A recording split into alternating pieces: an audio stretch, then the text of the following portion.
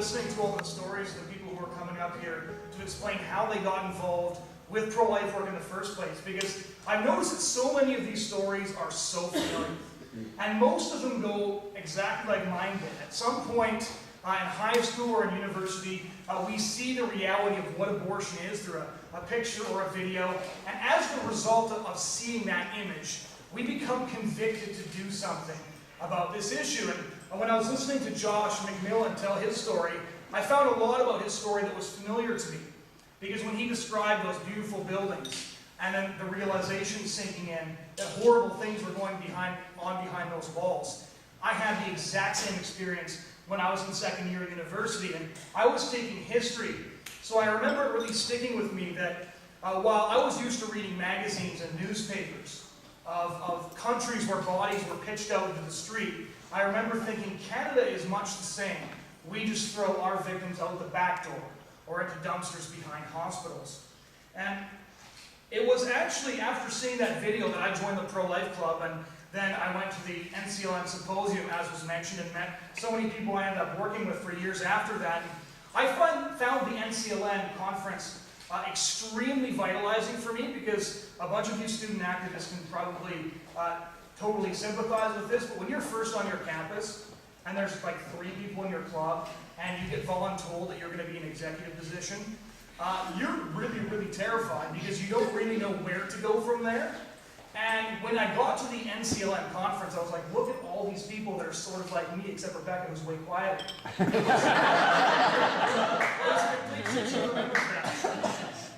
So that was a really, really encouraging experience for me. And what I want to share for you just before I discuss the Hope for the Pro-Life movement that Clarissa instructed me to tell everyone about, I want to describe the first experience I had actually engaging on the abortion issue. It was actually on a campus, and I'd never done activism before. I had argued with people, but I'd never gotten out on a campus, stood in front of a display, and got ready to actually engage with people on this issue. So I did a full day of apologetics training, and I was really looking forward to it because I wanted to argue with one of these campus feminists I'd heard so much about. I'd never met one before. And I got up in front of the display and I had a huge stack of pamphlets, and this girl walked by me and I stuck my pamphlet out and I said, "Excuse me, what do you think about abortion?" And she stopped and she looked at the sign behind me and she said, "Well, I actually had one just a couple of weeks ago." Whoa. And that moment completely stunned me. I just sort of stood there and I had no idea what to say because none of my arguments worked anymore. I had come there with arguments where I could explain philosophically how the baby was a person. I'd come there equipped with all of the scientific evidence that the baby was a human. But it was too late for this particular girl because she'd already had the abortion, and I was standing in front of a display that showed her what that abortion would have looked like. And initially I felt terrible. And I stood there at a loss for words, and those who know me will say that doesn't happen that very often. And I said, "So what do you think of my signs then?" And what she said next has stuck with me ever since, and it was one of the reasons I actually decided to join the pro-life movement full time.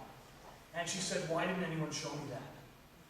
Why didn't anyone tell me that that's what abortion looked like?" And that was when I realized that her sin of commission was my sin of omission. Because in a country filled with people who know the truth about abortion, and a country filled with people who call themselves Christian and are committed to standing up for the least of these in society, reaching out to the orphans, the only person who had bothered to talk to this girl about abortion was somebody who had taken her money and killed her baby. And we got there 3 weeks too late for her. Before I move on, I want to share one other story that happened to me just a couple of years ago when I was already in the pro-life movement. And I was speaking at a conference, actually in the United States, and I was giving a presentation on how we can best reach out in our culture on the abortion issue. And I gave the speech, and it went over pretty well, and afterwards I was hanging out with some pro-lifers, and this older pro-life guy came up to me and said, "You know what, you said a lot of good things in your speech, I agreed with you, but I think we need to see something you've never seen before." So I said, "Okay." And, all right. He's like, "So let's get in my truck." I was bigger than him, so I didn't think that would be that big of a deal. But so we left in the truck, and he started telling me about how a lot of pro-lifers and a lot of Christians in the United States, and many of you may have read Monica Miller's book, what they do is they go dumpster diving behind abortion clinics so that they can actually find the babies who have been killed and they can give them a proper burial. Basically, in a culture that treats children like trash, Christians become trash collectors. And for some reason, I never realized what he was going to show me until he got there. We got to his garage, and we walked inside, and then he showed me what he was going to bury. He put on the table a jar with a little boy about this big in it.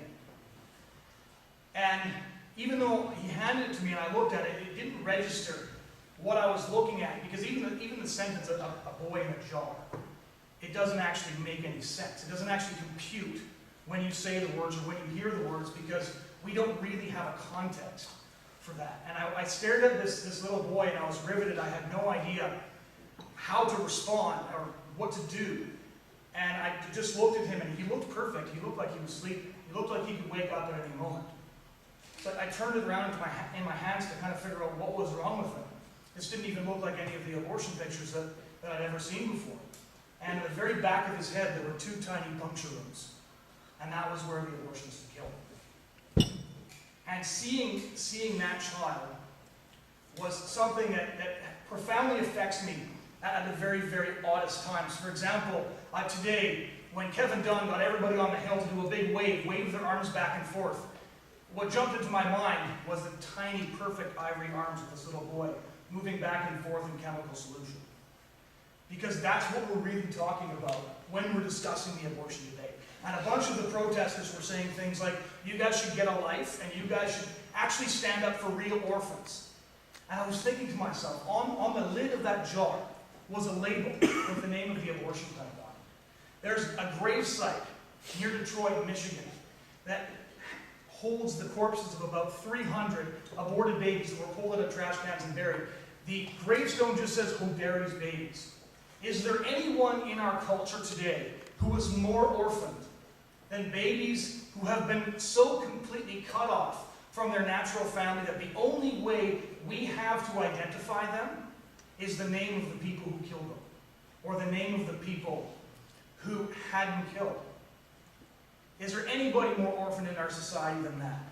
I would argue that even though there are many good causes that deserve our support, there are many people, many children in our society that need more than we're giving them. There is no class of orphans more ignored, more victimized, more discarded than the orphans that we marched on the Hill for today. Now, I said that what I was going to do was I was going to share some hope for the pro-life movement. And I truly believe there is a lot of hope for the pro-life movement. I grew up hearing about how the whole culture was going to hell. On issue after issue after issue, Christians were losing. And as I started to do my research, that bears out for quite a few different issues, but not for the pro-life movement. The pro-life movement is not losing in North America, and the evidence for that is everywhere. Now, I would point out here that even if the pro-life movement was never going to get any very specific legislative success, I would still do what I do, and I know you would still do what you do, because at the end of the day, we're here to save individual lives, each of them precious, each of them infinitely valuable. I've gotten to hold in my arms a baby boy whose mother had scheduled an abortion appointment for him, but after coming into contact with our activists on the streets, decided to change her mind. That one instance would be worth it all by itself. But, that being said, there are still so many reasons that we can have hope for the broader picture. And how many of you have been at events that got protested by feminists? A good half the crowd. One of the signs I always find most interesting, and I'll have to tone down the language, is, I can't believe I still have to protest this stuff. And that's because they actually can't believe they still have to protest this. They thought this debate was over a long time ago. They thought in Canada they had put this issue to bed decades ago. In the States, they thought they put this to bed in 1973. They can't figure out why, in spite of all of this, the pro-life movement keeps on growing, it won't go away, it keeps on pushing, and it's incredibly persistent. It's why their main argument these days is actually a really funny one. They keep on saying things like, the abortion debate's over. And we all reply with one voice, well, how can it be? We just got here. Because abortion was made legal.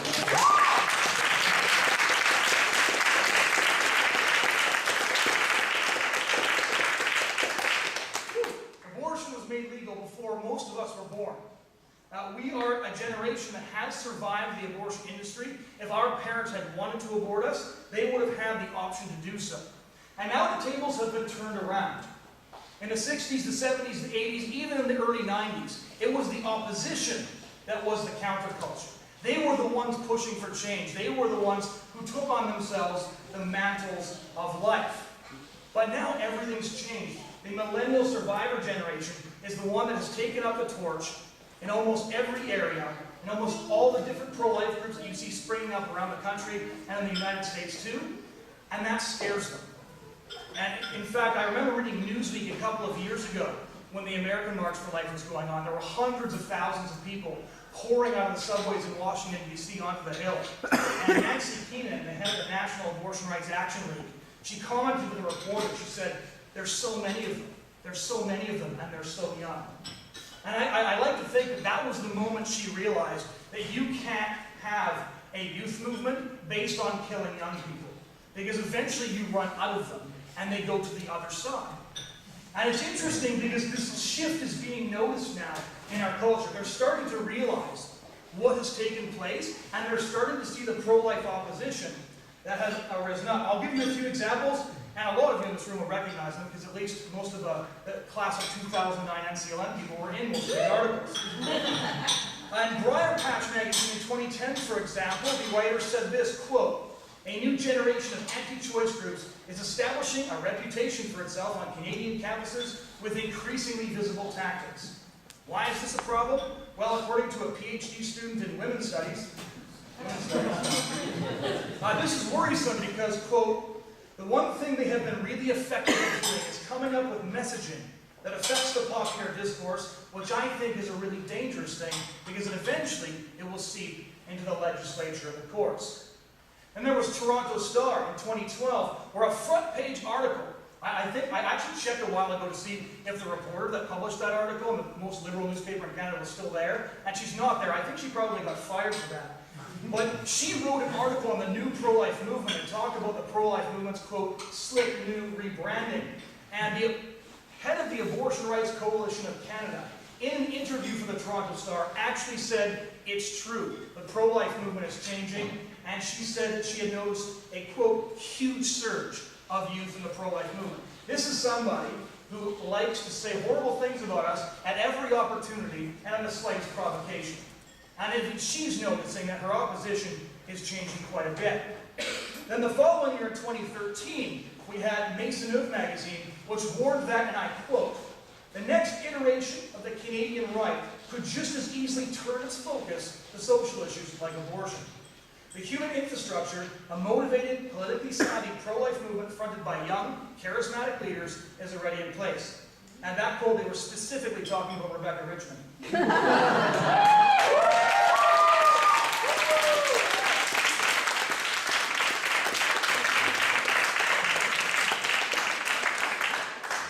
Then in 2014, the University of Calgary Campus Pro-Life Club made headlines across the nation when courts found and ruled that pro-life groups had the right to form and spread the truth on campuses. And that ruling has been so effective that the Canadian Centre for Bioethical Reform actually does choice chain inside almost every major university surrounding Calgary, which, as all of you Canadians will know, is very, very handy because there are a few months where it's very difficult to do activism. So the fact that we can be nice and warm inside is really a huge change. Then in 2015, every major media organization in the country, 154 separate instances of media coverage, actually covered what me and Alyssa were joking about, which was our campaign across the country that, reaching over 1 million Canadians, was the biggest pro-life campaign in Canadian history. And the way the media was talking about it was less dismissive and more worried. We've seen footage on Anna Maria Tremonte on CBC's The Current, where she spent 45 minutes analyzing different pro-life tactics and trying to figure out where most of this comes from. On City News, there was a documentary done on street activist pro-life teams, and they actually brought a professor of ethics from the University of Toronto on to talk about our savvy marketing techniques. And just a few months ago, most of you probably read it, Vice magazine reported, and I quote, "Kelly Gordon, University of Ottawa PhD student, and co-author of a book on the changing voice of the anti-abortion movement, found that pro-lifers in Canada are increasingly diverse and don't fit the traditional portrait of an angry religious protester outside an abortion clinic. They're young, well-educated, and using more inclusive arguments to get their point across. Now think about how hard it is for the media to actually admit these things. Because the media for the longest time expresses complete bewilderment that we even exist. Because by their narrative, in 1988, the Supreme Court ruled on abortion. In 1991, one last-ditch attempt to actually make some abortions illegal failed, and since then, we're a non-entity. They can't figure out that there are actually people out there who not only think that abortion is wrong, but actually want to do something about it. And we've seen that in groups sprouting up just in the last 5 years. For example, when I came on staff with the Canadian Centre for Bioethical Reform in 2011, we had 5 staff members. Now for the summer, we run with over 50 staff members, reaching huge numbers of people. You saw it tonight, and I didn't even know about all these changes. And I was going to point out, NCLN is so much bigger than it was when I first started talking to Renee about how to get help on campus. They've spread across the country, they're hiring new staff members, and they're servicing all these different clubs that are actually standing up and doing things on campus, and they won't sit down and shut up when the administration of the student union tells them to. And that's a really, really big deal. One of the things that's so frustrating for the media is that the pro-life clubs won't go away, and that's why it seems like there's always 3 or 4 court cases going on about whether or not students have the right to form a club and actually tell the truth about abortion on campuses. And the reason they're worried about this, of course, is that they don't have the truth on their side, so only by using censorship to the greatest of their ability can they shut down that side of the argument. Now, it's interesting because this influx of young people, which I've been talking to a bunch of the veterans in the pro-life movement here in Canada that I often go to for advice, and they say this is the biggest influx of people since the late rescues in the 1980s. They say, well, the pro-choice movement right now, while they put up a good front in most interviews, are actually quite terrifying. And the one thing I would say to give you hope this evening is that I think they should be terrifying. And I'll cite just a few examples from my experience and recently. At the last NCLN symposium, I was up till 3 in the morning helping students change their majors to switch their courses so that their education would be better oriented towards a full-time career in pro-life activism changing lives.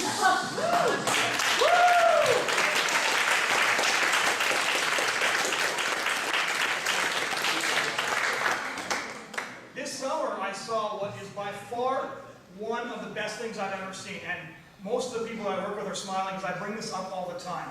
But it was midway in the summer, and our whole team had been out postcarding nonstop in the Brampton sun, getting chased by tiny dogs for months on end. And then I walked into a room and there was a laptop sitting on the table, and there was a whole room packed full of sunburned guys and girls just staring at the screen. And I had to listen for a minute, but coming through the computer speakers was the sound of a baby's heartbeat. And on the screen, on the ultrasound, was a tiny girl just moving around. And that girl was alive because she had talked to some of our team on the streets who were out there showing the truth about abortion. And as a result of that, she canceled her abortion. And I believe we just got Ava's 3-month pictures just a couple of days ago.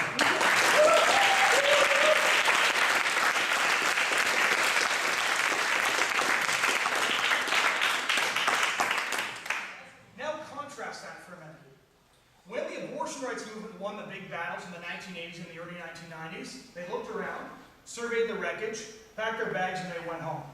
Most of the big organizations that pushed for the legalization of abortion are now gone. One of the reasons they're scrambling, and the Abortion Rights Coalition of Canada puts out newsletters asking for legal students to figure out ways to make pro-life projects illegal, is because that's the last line of defense they have. Nobody is left. In fact, while NCLN was expanding, while groups like Right Now were coming into being, while CCBR's staff was undergoing explosive growth, the Abortion Rights Coalition of Canada went down to 1 volunteer part-time position. They don't have anybody there to combat the projects that we're doing and the truth that we're spreading. And they know this, because the #1 goal of the pro-choice movement has always been to perpetuate ignorance. They know that when the discussion is about choice, a word that sounds lovely, who doesn't like choices? They're always going to win. But they know that the second the discussion starts to be about what the choice is, what is being chosen, everything changes. I have talked to hundreds of people myself about abortion, and every person I talked to that would actually stick around for a conversation left with their perspective changed. If not 180, and as Andrew said, 90 degrees. But their perspective is changed. And they always walk away with something to think about, realizing that maybe abortion isn't exactly the big deal that we were informed that it was. 80% of Canadians don't know that abortion is legal throughout all 9 months of pregnancy. 80% don't know that. Ignorance is the greatest weapon of the pro-choice movement. That's why they are fighting so hard to ensure that that ignorance remains the status quo. It's why the Abortion Rights Coalition of Canada sues cities for holding Celebrate Life Week. They actually sued the city of Kelowna because it actually had a flag that said from birth, or from conception, they would have been okay with the other one, from conception until natural death. And they actually filed a lawsuit because they wanted to make sure that flag got torn down. Because they're against people who have views like ours expressing them in public because they might get people thinking. And they don't want to launch their own educational campaigns because putting up a flag that said from the womb to the trash can doesn't have nearly the same ring to it. And we might actually start to realize what it is that they do. And that's our greatest weapon, is one, the truth, but two, the fact that we are now seeing hundreds of young people come out of the woodwork and actually want to do the hard work of spreading that truth. Now, what's really interesting is I had one experience a couple of years ago that I thought perfectly summed up the situation that we're in now. And that situation actually completely enraged the abortion rights activists when I wrote about it. I think that's maybe when they came up with the whole Van Maren nickname in the first place. I was at the opening of the Winnipeg Canadian Museum for Human Rights. And I got one of the first tickets, actually. I went with a couple of pro-life activists, and we went to the museum, and we took our time and took a look. And on the wall, there was about 3 or 4 black and white photos of abortion rights activists. All of them have either passed away or are very, very elderly. Betty Friedan, Gloria Steinem, Henry Morgentaler, and their pictures were hung in a place of honor.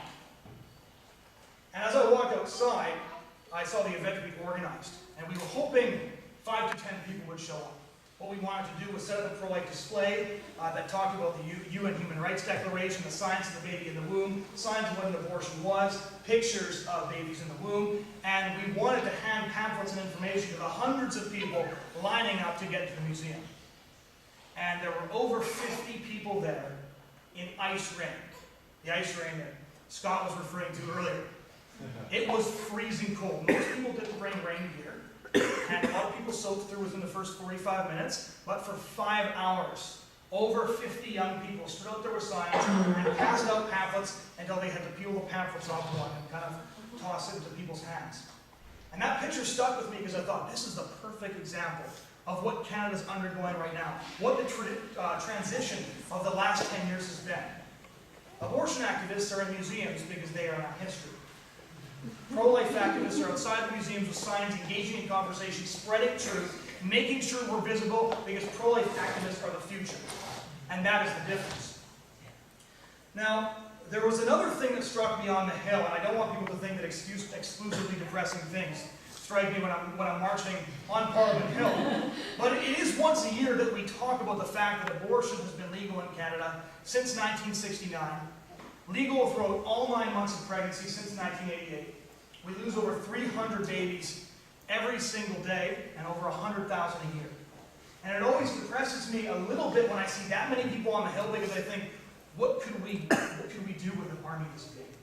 What could we do if all of these people wanted to actually do something for preborn children, wanted to actually get out there and make an impact on their culture? Talk to the people at NCLF right now, talk to us. We can tell you what a small group of people can do when we get out there and we talk to people, when we converse with them on the pro-life issue. We can tell you just how easy it actually is. So when I see the crowds out there, I think, what could we do? And speaker after speaker, I think 5 of them at one count, mentioned what a beautiful sunny day it was. And when I heard speaker after speaker say, look, it's such a beautiful day, the sun is out, the sun is shining, I thought of one of my heroes that I constantly go back to when I'm feeling a bit depressed, or the pro-life movement doesn't seem to be moving as fast as I want it to, which is always. And I need some encouragement, and I quite frankly need to read a story that tells me to stop being such a wimp and get back to work. And that's the story of a girl named Sophie Scholl. Now, Sophie Scholl was a member of a group of university students called the White Rose.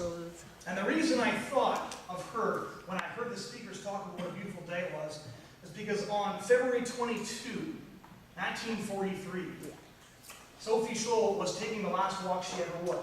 She was taking the last step she ever would. It was across a courtyard, headed towards the guillotine where a Nazi executioner waited. She was only 22 years old. And as she was walking across that courtyard, she looked up at the clear blue sky, and she saw the sun shining. It was a beautiful day, probably a lot like this one. And she commented to somebody who was walking alongside her, and they recorded her words.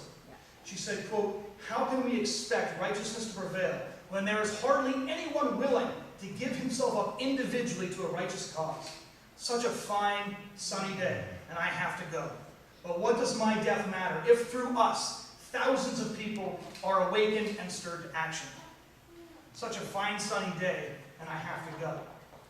It's a fine, sunny day out there today, and we can do something still. And I think about what the White Rose actually did, and I want you to think about the depth of their sacrifice, because they were people just like us. They liked camping, they liked painting, they were university students who actually had careers planned out, but yet Sophie Scholl, her brother Hans, was only a couple of years older, and their friend Christoph Probst, who was in his 20s as well, he had just got married and had a little boy, they decided that they couldn't stay silent in the face of what was going on. Sophie got letters from people telling her about the mass graves they'd seen in Russia. They started to hear about the deportations of the Jews, and they couldn't stay silent. They had discussions about what it was that was going on, and what was their responsibility. When they lived in a country that permitted these things, what was their responsibility? And so they started printing leaflets. They collected all the information they could. They printed leaflets, they handed them out where they could, and then they started handing them out at university as secretly as they possibly could. And they were caught in 1943 after Sophie took a pile of pamphlets and threw it into the courtyard of the University of Munich, hoping that she wouldn't be caught before classes ended. She knew that the people who received this information, once they had the truth, were empowered to do something about it. She was convinced that many people might not know what was going on, and she wanted to give them the information they needed to speak out and speak the truth. Think about what she did for a minute. She was only 22 years old. She had a family, a mother, a father, younger siblings, and she knowingly risked everything to get the truth out to her peers. Knowingly. She talks about it in her diary, how the threat of death was always hanging over their head, how it was very likely that they would get caught, and it was very likely that if they got caught, they would be executed. They knew what happened to people who disobeyed the regime. But in her diary, and in one of the most profound posts that she wrote there, she talked about how she would rather make that sacrifice than aid and abet a culture full of apathetic people who remain silent in the face of injustice. She did not want to be one of those who stayed silent while people died just because it wasn't her calling. She had better things to do. She had prior commitments. Wasn't really conducive to her future plans. She didn't want to be one of those people, so she wrote the following, and it's one of the most powerful things that I think was written during World War II. And I quote you. "The real damage is done by those millions who want to survive, the honest men who just want to be left in peace, those who don't want their little lives disturbed by anything bigger than themselves, those with no sides and no causes, those who don't like to make waves or enemies, those for whom freedom, honor, truth, and principles are only literature. Those who live small, made small, die small." It's the reductionist approach to life. If you keep it small, if you keep it under control, if you don't make any noise, then the boogeyman won't find you. But it's all an illusion, because they die too. These people who roll their spirits up into little balls so as to be safe. Safe? Safe from what? Life is always on the edge of death. Narrow streets lead to the same places as wide avenues, and a little candle burns out just like a flaming torch does. I choose my own way to go. That was her mission statement. This is why a 22-year-old woman volunteered to stand up for the voiceless, even though she knew it probably meant certain death. The accomplishments that I talked about across North America over the past 10, 20, 30 years, these accomplishments took blood, sweat, and tears.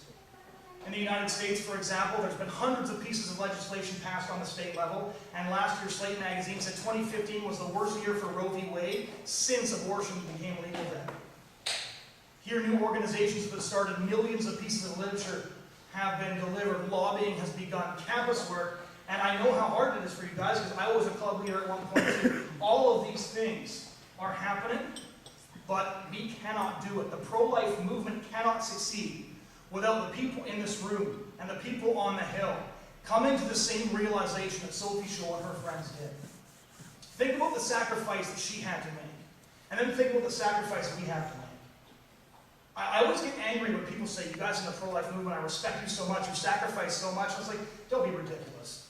You know, I go home every night, I've got food to eat, I've got a house to live in, you know, I don't fear for anything. I have friends and family that love me, and I have no fear of death coming from my government for what I do. I'm not making sacrifices. Those sacrifices have been made, and let's not sully the word by pretending the small things that we give up in defense of preborn children are actually that big of a deal. Not compared to what these people did. So I want everybody to think for a moment. Think about the career that you've always wanted. The one that you've always wanted to have. I can promise you nobody in the pro-life movement plans to be here. Not a single one of us. Think about the money that you want to make. Think about the position that you want to attain. And now ask yourself this question. Are any of those things worth your silence? Can we be bought off that easily? That's what I think reading these stories. Can we be bought off so easily?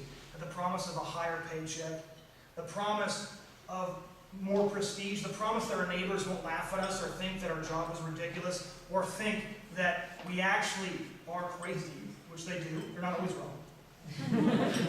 Are those things worth it? Because I don't think they are. I don't think selling our soul in exchange for silence bit by bit is going to help us, and it's certainly not going to help babies like the little boy I saw moving in a jar trapped in time because we didn't get to him in time. Because there weren't enough people there to reach his mother before he was aborted. Sophie Scholl, Hans Scholl, Christopher Probst, a lot of them, they made the ultimate sacrifice. We are called to make small sacrifices. The growing youth movement here in Canada, it needs your hands, your feet, and your voice. We need to fight a culture of ignorance with truth. We know how to do that. We need to fight a culture of darkness with light. You all know how to do that too. Every single day, on the streets, we in the pro-life movement see minds change, hearts change, lives saved. Every single day. And you know what? The pro-choice consensus is big. We've lost a lot of ground over the last couple of decades. It's like a giant concrete block sitting there. But every single time we change a mind, every time we reach a new person, it's like a sledgehammer hitting hairline cracks that have slowly but surely been spreading there. And if everybody on the Hill and everybody in this room joined us, those hairline cracks would spread, and eventually that consensus would start to crumble. It would. I've seen it myself. I've talked to protesters at pro-life events who showed up with signs that said things like never going back. And after a 2-hour conversation, ripped their signs in half and said, I didn't realize how dumb my views were. We've seen babies born because people cared enough, loved them enough to give them the truth. We've seen people who showed up to protest and left embarrassed in pro-life. We've done projects on campus, standing in front of displays, gotten screamed at. 2 years later, one of the guys screaming at us was on our side handing out pamphlets. These kinds of things are possible if you decide whether or not the cost is worth it to you. Whether or not your dreams, your aspirations, your careers, whether or not those things are more important than actually lifting our voices up for the most orphaned in our society and perhaps in any society of all time. Now, I said that there was a message of hope, and it is. And I know that some of the stories that I tell, you'll see there's a lot of darkness in our society. And there's a lot of death, too. There's a lot of horrible things that are happening. But the reason that I can keep going, the reason that I don't get too depressed, the reason I don't get too despondent, is because I see what happens on the ground. I see what happens when the tears dry on someone's face as they look at the truth and they talk to somebody and they finally realize what's been going on. The truth does set people free, and we see it all the time. There's so much joy in doing this work, in standing up for those who can't stand for themselves, and actually lifting our voices in defense of those who were snuffed out long before they had the chance to lift their own. And that's why I'd like to close my speech by repeating the last words Sophie Scholl ever said just seconds before she passed away. In spite of everything, the sun still shines.